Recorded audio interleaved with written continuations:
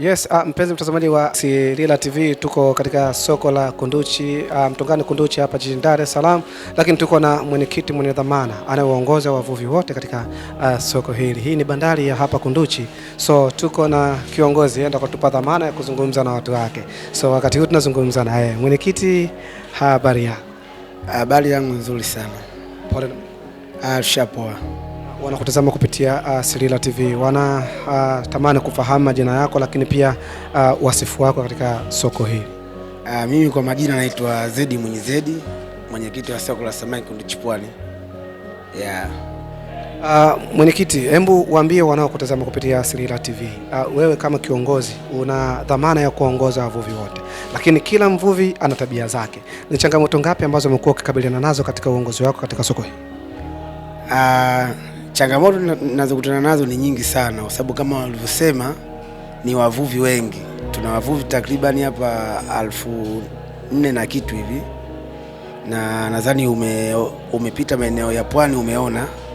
Kwa hiyo tuna wavuvi wengi na kila binadamu unajua ana maumbile yake anayoishi au ana malezi yake kwa alipotokea namna alivyolelewa. Kwa hiyo kiukweli changamoto kubwa, lakini namshukuru Mwenyezi Mungu kutokana na jitihada nilizokuwa nazo, lakini pia na wasaidizi ambao niko nao hapa na wananisaidia. Kwa hiyo tunatatua matatizo yapo ambayo tunaweza kutatua hapa, tunayatatua hapa. Yapo ambayo yametuzidi, basi tunashirikiana na kituo cha polisi cha Mtongani pale, wanakwenda kuyamaliza pale. Umekuwa kiongozi, sijafahamu japokuwa ni kwa muda gani hapa sokoni, lakini unaonaje hali ya soko kwa maendeleo ya soko lako? Niko hapa mimi ni muda mrefu, takriban na miaka 14 niko hapa sasa. 14? Yani toka ujana wangu mpaka hivi unavyoniona naongoza. Mimi naongoza watu hapa, na nimekuja hapa ili soko lilikuwa haliko hivi, kilikuwa kibanda tu hapa. Yani jitihada zangu na jitihada za serikali nikishirikiana na halmashauri, kwa hiyo mpaka tumefanikisha kujenga soko kubwa hili unaloliona, lakini na lenyewe kwa sasa hivi pia lishazidiwa, na tuko katika mbio sasa na namna sasa ya kuziondoa hizo nyumba hizo unazoziona huko, ili soko liweze kukuzwa na upana wa watu.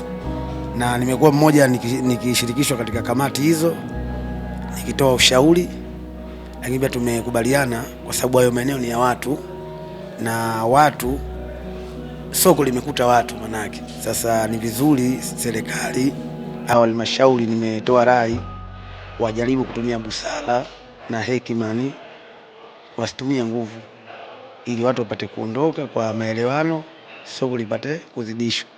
Na nilishauri pia masoko haya yamekuwa halmashauri au serikali wakiyajenga kupitia gorofa.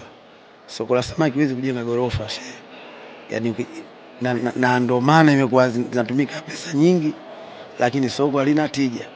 Utaona mfano soko la manispaa pale Magomeni pale, umeona soko lile kubwa, serikali imetumia mapesa mengi, lakini leo halina tija. Kwa hiyo hata hapa mimi nimewashauri ni vizuri yani soko la samaki likawa lina upana wa chini, sababu biashara zote zinafanyika chini, sio juu. Katika maendeleo ambayo umeyafanya kwa kipindi chote kiwa kiongozi wao katika soko hili, huenda kuna kitu gani ambacho ulikuwa unakifikiria katika akili yako kwamba unatamani kukifanya, lakini binafsi for yourself hauwezi peke yako? Kipi hasa ambacho ulikuwa unakifikiria? Kwa sasa changamoto kubwa ndio hiyo soko, lakini pia kama umepita pia umeona barabara zetu. Tuna soko kubwa la halmashauri ya Kinondoni, na ndio soko mama, na ndio bataki mapato nalo pia liko juu. Lakini usijisifu kwamba una soko. Wanasema miundombinu ya soko ipoje? Kwa hiyo najaribu sana watu wanapokuja, ninavyoongea nao, moja ya maelezo yangu kujaribu kuziboresha hizi njia, kwa sababu hata walaji wanaokuja sokoni wafike kwa urahisi, kwa hakuna changamoto hizo. Kwa hiyo barabara nazo pia hizi, wakati tunakwenda kulikarabati soko hili au kuliboresha au kuliongeza, basi na miundombinu ya barabara pia nayo itizamwe kwa mapana zaidi Wakati ukiwa mwenyekiti katika ofisi yako, umeshawahi kupokea watu mbalimbali wakiingia katika soko lako, nikimaanisha watu wasio wa ndani? Umepokea watu kwa awamu tofauti tofauti, kwa kiasi gani, na kuona kwamba soko lako watu wengi sana, yani wengi mno, kwa sababu kama nilivyokuambia, kwa wilaya ya Kinondoni ndio soko kubwa hili, na utaona upana wa wilaya ya Kinondoni na ukubwa wake, watu wengi yani wanategemea soko hili. Kwa hiyo utaona hapa napokea mawaziri, wakurugenzi, madiwani, wabunge, yani ni watu wengi mno yani napokea, na hata ukitoka hapo utaona umati wa watu ulivyo. Kwa hiyo watu ni wengi na matarajio makubwa, na soko kadri linazidi kwenda mbele linazidi kukua, kwa sababu tulikuwa hapa hakuna mwanamama ambaye anafanya biashara. Sasa hivi ukitoka hapa kuna kina mama karibuni 30 mpaka 35 ambao wenyewe ni wananunua samaki kwa wavuvi, wanaleta juu kuja kuuza. Lakini pia zamani ulikuwa ukija hapa, ni maendeleo pia nao. Zamani hapo ulikuwa ukija samaki lazima ukanunue kwenye mnada, maana yake unaweza ukuja una shilingi 10,015 huwezi kupata samaki. Lakini ukienda kwa kina mama hawa utaona ile mafungu aloweka yale. Kwa hiyo ukifika pale kuna fungu shilingi 10,000, fungu 5,000, fungu 6,000. Kwa hiyo inategemea wewe bajeti yako uliyokuwa nayo. Unaweza kuwa usije na hela nyingi, ukaja na hela kidogo lakini ukapata samaki kwa kula siku moja. Unaweza ukaja na hela nyingi, ukaingia mnadani ukachukua samaki wa kula wiki 3 mpaka wiki 2. Kwa hiyo ni maendeleo hayo makubwa tumepata. Katika soko lako, samaki wote unauza hapa Dar es Salaam au wanatoka mpaka mipaka ya Tanzania? Wanasafiri samaki. Yani hili ni soko dogo. Unajua ukisema soko kubwa sasa ni soko la Ilala ambalo ni feri lile. Kwa hiyo wavuvi wengi yani wanapopata samaki ambao hapa ni hawezi kuuza, samani inakuwa ni kubwa, wanapakia kwenye magari. Nadhani umepita umeona kenta zile, wanapakia wanapeleka feri. Lakini pia wengine wanabaki wanauza hapa.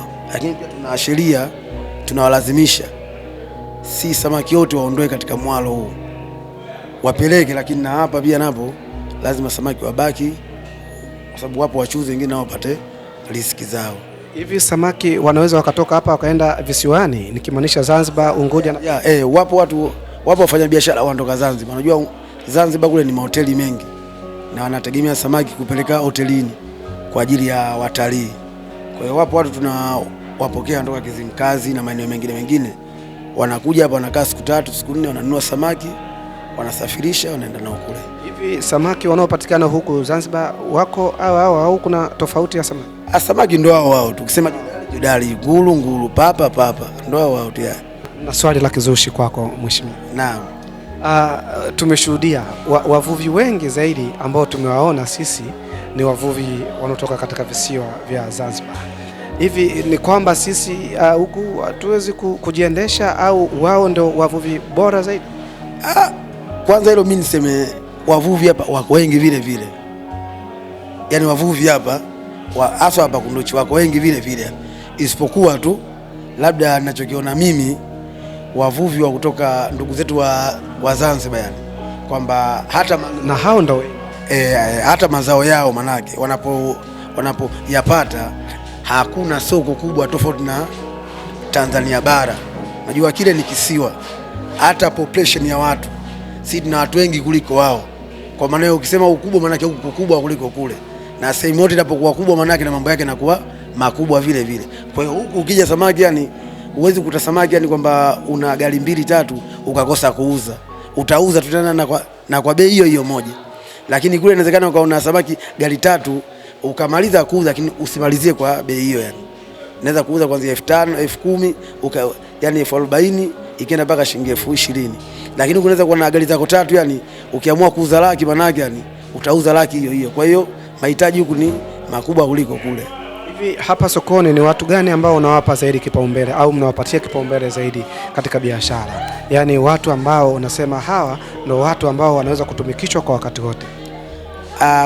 Kwanza wafanya biashara wa sokoni hapa ambao wale yani wako area hii ndani ya soko yani, ambao samaki wao wananunua lakini hawatoi nje, wanauza hapa sokoni.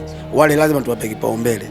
Lakini pia hao nakwambia au kina mama pia nao tunawapa kipaumbele kikubwa sana, na unajua kina mama sasa hivi wamejua kipaumbele kikubwa. Hata rais wetu pia ni mwanamama, kwa hiyo ni wakati wao wa kupewa kipaumbele. Lakini hatujaona mvuvi wa kike katika maji hapa. Hakuna, lakini Kilwa wapo. Kilwa wapo. Ukiondoka ukienda Kilwa huko Somanga huko kusini huko wapo wavuvi. Wewe hautamani kuwa na wavuvi wa kike? Anatamani, na najua kwamba mbele huko watakuwepo, sababu si dunia inabadilika. Kwa hiyo watakwenda. Unawaambia nini wanawake ambao wanatamani kujifunza shughuli hii ya uvuvi? Wasiogope kitu chote, kujifunza na kutokuwa muoga. Kwa hiyo na wao wakisema kwamba wakiamua kwamba wanaweza, basi wanaweza kufanya kitu kwa wavuvi wazuri tu yani. Sababu hata huko tunakoongelea huko yani nao walijifunza, sio kama walitoka tu kwamba wakaweza. Kwa hiyo kitu chote kujifunza. Ukijifunza inawezekana. Yeah. Wanakutazama kupitia Sirila TV kwa wakati huu. Tunaelekea katika swala la uchaguzi. Swali hili nakuuliza wewe kama kiongozi. Tunaelekea katika swala zima la uchaguzi. Ninyi kama ninyi bandari hapa Kunduchi Beach mmejipangaje, lakini pia una kipi cha kuambia viongozi wa juu ikiwemo Rais wa Jamhuri ya Muungano wa Tanzania? Kwanza nishukuru kwa swali lako zuri. Wakati tulikuwa nao na kipindi tunachokwendea iko cha uchaguzi Oktoba, kwanza niwaombe wananchi wote wa Tanzania tuendeleze amani yetu. Amani ndio kila kitu. Amani ndio kila kitu. Kama hakuna amani, huwezi kwenda kufanya hata ibada, huwezi hata kwenda kufanya kazi. Tunaona nchi za wenzetu. Kwa hiyo kikubwa kwanza amani. Kisha kwa tuna amani, mambo mengine yote yatakuja. Lakini jengine pia, mimi niko karibu na bandari na si mara ya kwanza nashirikishwa sana au nashiriki sana. Unajua hizi bandari ndio chanzo kikubwa cha kuingia vitu ambavyo si vizuri, hasa kwa huku tunakokwendea. Na so kila Mtanzania anapenda amani hii. Kuna wengine jamani hataki hata kuiona, wanataka leo paharibike tu hapa, kila mtu anatafute pa kwenda. Sasa wapo watu wanapo pa kwenda, lakini mimi na wewe mwandishi wa habari tunapo pa kwenda. Sasa pakiharibika hapo, maana yake yani hakuna amani tena. Kwa hiyo kikubwa tulinde amani. Lakini pia mimi nimekuwa mdau mkubwa wa kushiriki kulinda amani katika sehemu hizi, kushikiana na jeshi la polisi, hasa kipindi hiki tunachoelekea cha uchaguzi. Kwa hiyo nilikuwa ni mdau mkubwa, na nashukuru halmashauri na jeshi la polisi linanishirikisha kwenye hilo. Lakini mwisho, sijui unalo jingine au ndo unamalizia? Nataka nikuulize swali la mwisho. Katika hichi kipindi chote ambacho umekuwa ukiwahudumia wananchi wa hapa bandarini Kunduchi Pwani, kuna kipaumbele gani ambacho vijana wenzako, kwa sababu bado haujawa mzee, vijana wenzako wamekuwa wakitamani zaidi katika uongozi wako, au wamekupa credit sana katika uongozi wako, maendeleo ambayo umekuwa ukiyafanya, lakini pia katika swala zima la hamasa kwa vijana kuja kujishughulisha hapa bandari? Wanakupa kipaumbele gani vijana wenzako katika vikao hivi?